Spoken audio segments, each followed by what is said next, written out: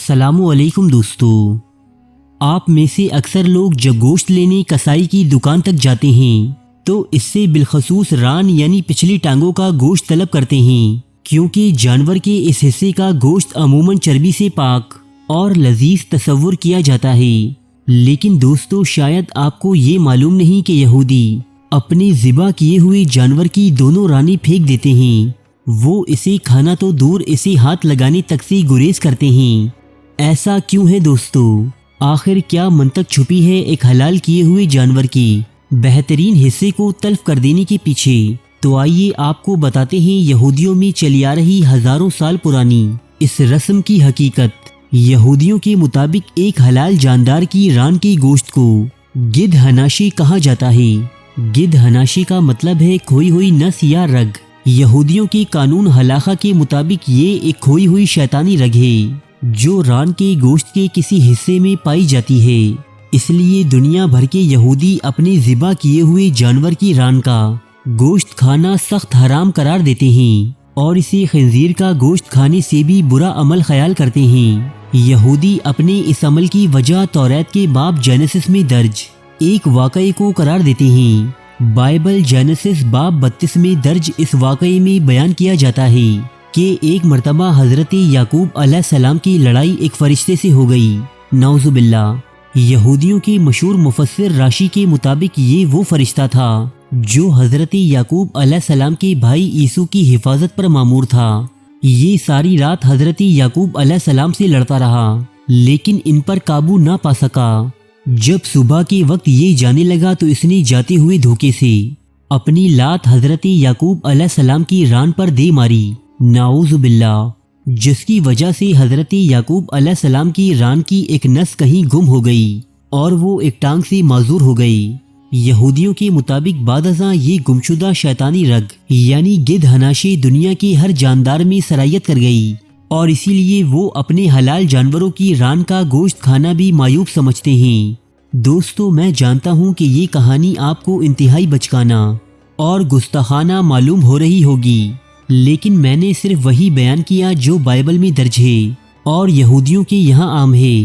یہودیوں کے مختلف فرقے حلال جانور کی ران کا گوشت نہ کھانے کے مختلف فوائد اور نقصانات بھی بیان کرتے ہیں، جیسے کہ یہودیوں کے ایک مکتبہ فکر ظہر کے مطابق کسی بھی جاندار کی جنسی خواہشات یا طلب اس کی ران کے گوشت میں پوشیدہ رہتی ہے۔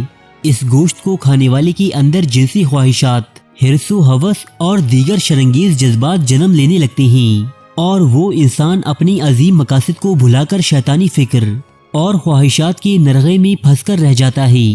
لہٰذا شیطان سے دوری بنائے رکھنے اور اس پر فتح یاب ہونے کے لیے انتہائی ضروری ہے کہ ایک یہودی گدھ ہناشی یعنی گمشدہ شیطانی رگ کو کھانے سے اجتناب کرے۔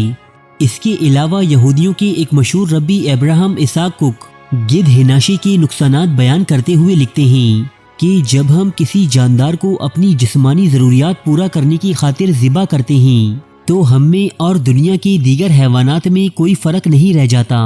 اس لیے ہم اپنے ذبح کردہ جاندار میں سے گدھ ہناشی یعنی ران کے گوشت کو تلف کر کے اپنے اور دیگر حیوانات کے درمیان ایک فرق واضح کر دیتے ہیں۔ اس لیے اسرائیل اور دنیا کے وہ حصے جہاں یہودی آباد ہیں وہاں کسی حلال جانور کو ذبح کرنے کے بعد اس کی ران کا گوشت ہٹا دیا جاتا ہے، جو یہودیوں کی کوشر مارکیٹوں میں نظر نہیں آتا، بلکہ یہ آس پاس کی غیر یہودی بستیوں میں انتہائی سستے داموں فروخت کیا جاتا ہے۔ دوستو، جس طرح مسلمانوں میں حلال و حرام کا تصور ہے، اسی طرح یہودیوں میں کوشر اور غیر کوشر کھانوں کا تصور پایا جاتا ہے۔ یہودیوں کی کوشر یعنی حلال چیزیں عموماً مسلمانوں سے ملتی جلتی ہی ہیں، البتہ کہیں یہ فرق انتہائی واضح ہے۔ مثلاً خنزیر یعنی پگ کا گوشت یہودیوں میں غیر کوشر اور مسلمانوں میں بھی حرام قرار دیا جاتا ہے، وہیں اونٹ کا گوشت یہودیوں میں غیر کوشر جبکہ مسلمانوں میں حلال ہے۔ کسی بھی قسم کی الکحل اسلامی قوانین میں ممنوع ہے، جبکہ یہودیت میں الکحل اور اس سے بنی ہوئی چیزیں کوشر یعنی حلال سمجھی جاتی ہیں۔ خول والے سمندری جانور جیسے جھینگے، لابسٹر یا کیکڑے وغیرہ یہودیوں میں غیر کوشر یعنی ممنوع تسلیم کیے جاتے ہیں۔ مسلمانوں کے مسلک اہل سنت کے نزدیک یہ حلال ہیں۔ جبکہ اہل تشیع کے مطابق یہ جاندار یہودیوں کی کوشر کی مانند حرام ہیں۔ دوستو، امید ہے کہ اس سے پہلے آپ نے یہودیوں کی اصطلاح گدھ ہناشی کے بارے میں نہیں سنا ہوگا۔ اگر یہ ویڈیو واقعی آپ کے علم میں اضافے کا سبب بنی ہے تو اسے لائک ضرور کیجیے گا۔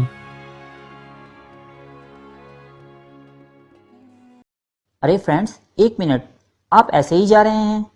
اتنی محنت سے ویڈیو بنائی ہے، ایک لائک تو بنتا ہے نا؟ اور دوسرا یہ کہ آپ ہمیں اتنی بڑی دنیا میں دوبارہ کیسے ڈھونڈیں گے؟ تو اس کا حل یہ ہے کہ آپ ہمارے چینل کو سبسکرائب کر لیجئے اور اس بیل کے آئیکن کو کلک کر دیجئے۔ اس طرح ہمارے آنے والی تمام ویڈیوز آپ تک پہنچتی رہیں گی۔ ارے ڈریے مت، یہ بالکل فری ہے۔